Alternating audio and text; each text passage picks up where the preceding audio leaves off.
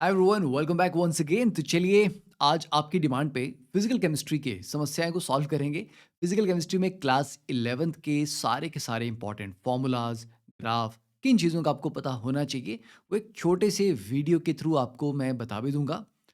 अब आप सोच रहे हो कि सर छोटे से वीडियो से कैसे काम चलेगा पूरा 11th के फिजिकल केमिस्ट्री। तो नोट्स आपको इसमें मिलने वाले हैं, तो do watch it till the very and. It's a short video, तो एंड तक आपको इन्फॉर्मेशन मिल जाएगी कि नोट्स आपको कहाँ कैसे मिलेंगे। ठीक है, चलिए स्टार्ट करते हैं। देखिए, एटॉमिक स्ट्रक्चर के नोट्स खास करके यहाँ पे ज़्यादा डिटेल्ड एंड कलरफुल हैं, क्योंकि एटॉमिक स्ट्रक्चर में we have so many graphs हैं, काफ़ी सारी इन्फॉर्मेशन है। ठीक है, जैसे सीआरटी एक्सपेरिमेंट है तो उसके सारे की पॉइंट्स आपको मिलेंगे। And notes will be provided in black and white, white background के साथ, ताकि आप प्रिंट आउट ले सकें। ठीक है, Millikan experiment, then cathode rays का, एक्सरे जनरेशन का किस तरह से कॉन्सेप्ट रहता है, अल्फा पार्टिकल बीटा और गामा के बीच में डिफरेंस क्या है, उनकी penetration power, E by M ratio, Rutherford experiment. अब तो आपके इस साल के सिलेबस में नहीं है जेई के, बट ठीक है, किसी को एडवांस के लिए भी रिवाइज करना हो तो जस्ट की पॉइंट्स उसके मेंशन किए गए हैं। ठीक है, then we have the classical physics के जो फेलियर रहे, black body radiation, photo electric effect, उसके इंपॉर्टेंट सारे सारे ग्राफ्स, की पॉइंट्स लाइक स्टॉपिंग पोटेंशियल, ठीक है, variation of heat capacity of solids, line spectra of atoms and atomic structure के की पॉइंट्स।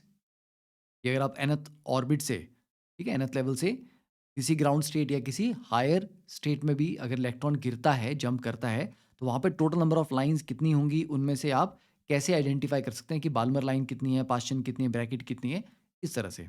ठीक है, बोहर मॉडल, इसके सारे इंपॉर्टेंट फॉर्मूलाज, देन एनर्जी के फॉर्मूलाज, आयनाइजेशन एनर्जी और एक्साइटेशन एनर्जी का डिफरेंस क्या होता है, टोटल एनर्जी और पोटेंशियल एनर्जी का रिलेशन कैसा रहेगा आपस में। फिर बोहर मॉडल के फेलियर के क्या क्या रीज़न है, that is also very important. Dual nature of matter, uncertainty principle के दोनों फॉर्मूलाज, एक तो आता है delta x into delta P, या दूसरा आता है delta E into delta T, that is uncertainty in energy into uncertainty in time. ये दोनों दिए गए हैं। फिर श्रोडिंगर इक्वेशन के बारे में बिल्कुल अच्छी सी प्यारी सी समरी यहाँ पे दी है आपको। श्रोडिंगर इक्वेशन के डिफरेंट डिफरेंट फॉर्म्स कैसे हैं, अगर आप पूरा 3 डायमेंशन में उसको लिखना चाहते हैं तो डिटेल्ड इक्वेशन कैसी आएगी, और अगर शॉर्ट फॉर्म में लिखना चाह रहे हैं तो कैसी आएगी।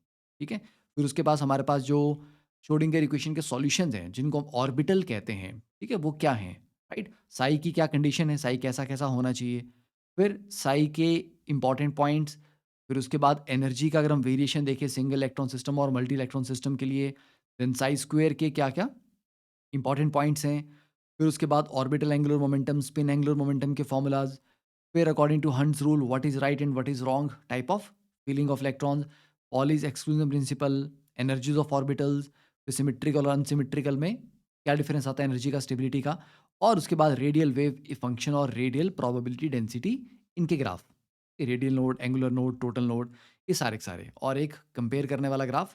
ठीक है, यहाँ पे आप देख सकते हो सारे के सारे एक ही जगह पे कंपेयर भी हो गए हैं। तो आप कंपेयर करना हो कि ये पर्टिकुलर ग्राफ या शेप जो है वो किसके लिए होगा। अगर 2s और 2p को आप कंपेयर कर रहे हो, या 2p और 3d को कंपेयर कर रहे हो, तो उनकी जो पीक है वो पॉइंट कहाँ पे होगा, आगे होगा, पीछे होगा, वो आप इस ग्राफ से कंपेयर कर सकते हैं। ठीक है, तो एटॉमिक स्ट्रक्चर तो काफ़ी ज़्यादा डिटेल्ड और ज़्यादा कलर्ड है। उसके बाद जो बिल्कुल शॉर्ट नोट्स हैं, जिसमें बिल्कुल इंपॉर्टेंट फॉर्मूलाज हैं, तो वही एटॉमिक स्ट्रक्चर का ये शॉर्ट फॉर्म है बिल्कुल। ठीक है, मैक्सिमम 1 पेज फ्रंट और बैक में आपका ऑलमोस्ट निकल जाएगा ये। Next coming to mole concept. अब देखिए, मोल कॉन्सेप्ट की अगर हम बात करें, मोल कॉन्सेप्ट में कोई बहुत स्पेसिफिक ऐसे बड़े इंपॉर्टेंट फॉर्मूलाज नहीं है, जनरल से फॉर्मूलाज हैं जो सबको पता ही होते हैं। ठीक है, तो आई थिंक इसको रिवाइज करने में ज़्यादा टाइम आपको लगेगा नहीं, और may be you will be like कि सर ये पता है, हमें इसकी ज़रूरत नहीं पड़ेगी, तो वो आप अपने अकॉर्डिंग देख लेना। ठीक है, जहाँ पर आपको लगेगा कि सर कुछ यहाँ पे एडिशन करनी है हमें, you can always add N paper, एक ए4 शीट ऐड करके उसमें अपने कुछ आप पॉइंट्स लिख लो, तो आपके ना बड़े प्यारे सुंदर नोट्स बन जाएँगे। और इसका बेनिफिट क्या होता है, देखो, जब एग्ज़ाम नज़दीक आ जाता है, तो हमारे पास इतना टाइम नहीं होता कि हम पूरी 2-2 3-3 कॉपियाँ जो हमने भरी पड़ी हैं, ठीक है, पूरी किताब हमारे पास या मॉड्यूल्स हैं कोचिंग के, उसको रिवाइज़ करने बैठे। बिकॉज़ एग्ज़ाम 4 या 5 दिन दूर है, आपको पूरी फिज़िक्स करनी है, केमिस्ट्री करनी है, मैथ करना है, राइट? तो आपके पास क्या होता है कि जितना शॉर्ट नोट्स आपके पास होंगे, अगर पूरी फिज़िकल केमिस्ट्री आपको बोल दिया जाए, बेटा 12 पेजेज़ में आपकी खत्म हो गई, ठीक है? पूरी ऑर्गेनिक केमिस्ट्री आपकी 10 से 12 पेजेज़ में खत्म हो गई। मुश्किल से अगर आपको 40 पेज पढ़ने हैं पूरी केमिस्ट्री रिवाइज़ करने के लिए, तो that can be done easily in a few hours. ठीक है? और जब उन्हीं पेजेज़ को आप बार-बार पढ़ते हो, तो नेक्स्ट टाइम उसको रिवाइज़ करने के लिए जो एफर्ट और टाइम लगता है, वो और भी कम लगता है। ऐसा तो है नहीं कि आप ये शॉर्ट नोट्स एग्ज़ैक्टली एग्ज़ाम से 4 दिन पहले पढ़ोगे।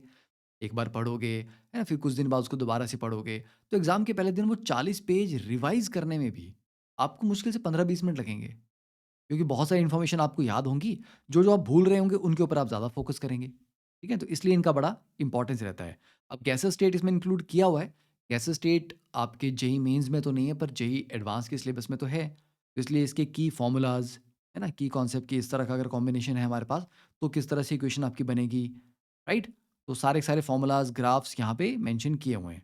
तो इसलिए गैसर स्टेट को जो एडवांस की तैयारी करने वाले हैं, वो अपने अकॉर्डिंग इसको फर्दर मॉडिफ़ाई कर सकते हैं। मेन्स वाले स्किप कर सकते हैं।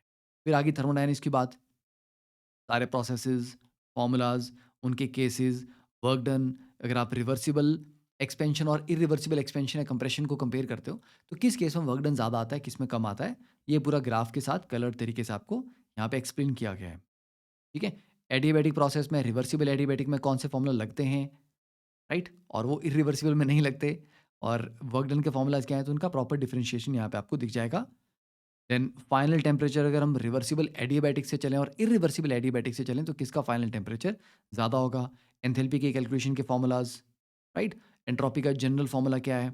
और फिर different different type of processes के लिए वो फॉर्मूलाज़ कैसे कन्वर्ट होंगे?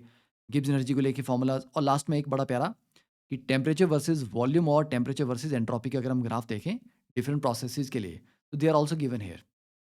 कई बार इस तरह के ग्राफ आते हैं क्योंकि हमेशा पीवी ग्राफ आया ऐसा ज़रूरी नहीं है। कई बार टीवी ग्राफ आ गया, टीएस ग्राफ आ गया, okay? Then coming to chemical equilibrium relatively काफ़ी छोटा चैप्टर है। तो इसमें कोई बहुत ज़्यादा इम्पोर्टेंट ऐसी चीज़ नहीं है कि है ना, मैक्सिमम बच्चों को इसके फॉर्मूला पता ही होते हैं। बस एक ग्राफ का थोड़ा-सा ध्यान रखना है यहाँ पे और केपी इज़ इक्वल टू केसी वाले जो एक्सप्रेशंस आते हैं, उसमें प्रैक्टिस थोड़ी अच्छे से कर लेना। ठीक है? फिर इसका टेम्परेचर के साथ वेरिएशन, इक्विलिब्रियम कांस्टेंट का, उसका ग्राफिकल रिप्रेजेंटेशन कैसा रहता है, vapour density before dissociation, after dissociation उसका formula, right? And coming to ionic equilibrium. अब आयनिक इक्विलिब्रियम एक ऐसा चैप्टर है कि मैं बोलूँगा कि एग्ज़ाम से जस्ट पहले उसको जस्ट रिवाइज़ करो। अगर अभी भी किसी बच्चे ने आयनिक इक्विलिब्रियम अच्छे से नहीं पढ़ा हुआ, नहीं है कॉन्फिडेंस उसके ऊपर, don't waste a lot of time on that. Just basic से क्वेश्चन जो आते हैं, जो डायरेक्टली फॉर्मूला बेस्ड क्वेश्चन होते हैं, कि फॉर्मूला आप लगाएँगे, आंसर आ जाएगा। वैसे क्वेश्चन को आप ज़रूर प्रैक्टिस करके जाना, क्योंकि अगर ऐसा क्वेश्चन आ गया और आपने बिल्कुल छोड़ ही दिया था यानी कि इक्विलिब्रियम, तो आपको बहुत दुःख होगा। यार बिल्कुल सिंपल क्वेश्चन था फॉर्मूला बेस्ड और वो भी मैं कर नहीं पाया, राइट? तो don't go into deep into कि किस कंडीशन में बफर बना, उसका क्या हुआ, बफर से सॉल्युबिलिटी प्रोडक्ट को रिलेट कर रहे हैं। कॉम्प्लेक्स क्वेश्चन में मत जाओ, पर सिंपल क्वेश्चन का कैलकुलेशन आपको आना चाहिए। फ़ॉर्मूलाज़ आपको याद होने चाहिए। पीएच को लेके क्या-क्या फ़ॉर्मूलाज़ हैं, ठीक है? ऑटो प्रोटोलाइसिस को लेके फ़ॉर्मूलाज़, फिर पीएच कैलकुलेशन के डिफरेंट डिफरेंट केसेस आ गए, ये सारे दिए हुए हैं। सॉल्ट हाइड्रोलिसिस के डिफरेंट केसेस, उनमें केएच का एक्सप्रेशन क्या है, एच का क्या है, पीएच का क्या है, तो ये सारा टेबुलर फॉर्म में आपको मिल गया यहाँ पे। फिर बफर सॉल्यूशन, दोनों के फ़ॉर्मूलाज़ और फिर टाइट्रेशन वाले केसेस, राइट? तो I think this will cover everything, आपका सारा काम हो जाएगा। 11th की फिजिकल केमिस्ट्री का आपका सारा काम इसमें हो जाएगा। इसको अच्छे से रिवाइज़ कीजिए। नोट्स डाउनलोड करने का लिंक आपको डिस्क्रिप्शन में मिल जाएगा। तो अब इसको क्या करना है आपको? अच्छे से शेयर कर देना, ठीक है? क्योंकि आप अगर दूसरों की भी हेल्प करोगे तो आपकी भी हेल्प होगी, तो इसलिए अच्छे कर्म करने चाहिए, ठीक है? And let us know in the comment section आपको नोट्स कैसे लगे और इनको आपने कैसे-कैसे मॉडिफाई किया।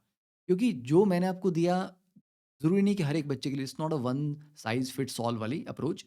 आपको अपने अकॉर्डिंग जो कुछ एक्स्ट्रा इंपॉर्टेंट चीज़ें लगती हैं, ऐड करो, ठीक है? कुछ चीज़ें लग रही है कि नहीं सर ये तो मेरे को बिल्कुल याद है, ये मुझे नहीं चाहिए। तो इन्हीं नोट्स को कॉपी करके एक बेटर नोट्स अपने लिए बना लो। जो इंपॉर्टेंट लगा, अच्छा लगा उसको रख लो, जो लगा कि नहीं ये तो आता ही है, ठीक है? उसको मत लिखो। You can further shorten these notes, okay? You can further refine these notes, वो करोगे तो आपको बहुत ज़्यादा बेनिफिट होगा। ओके? चलिए तो दैट्स ऑल। 12th के फिज़िकल केमिस्ट्री के फ़ॉर्मूलाज़ के साथ जल्दी हम वापस आएँगे, तब तक आप इनको करिए। ठीक है? Okay, all the best.